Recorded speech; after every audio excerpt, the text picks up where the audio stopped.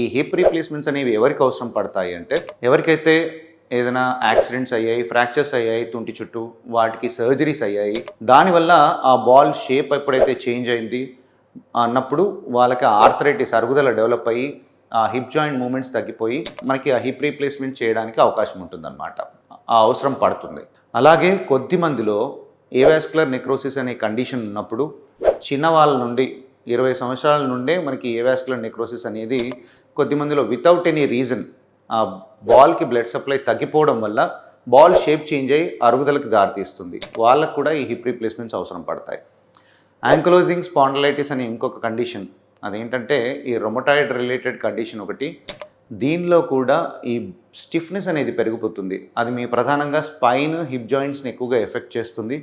ఈ hip joint moment కంప్లీట్గా restrict అయిపోయి దానికి కూడా మనకి రీప్లేస్మెంట్స్ ఆప్షన్స్ అనేది అవసరం పడుతుంది అన్నమాట.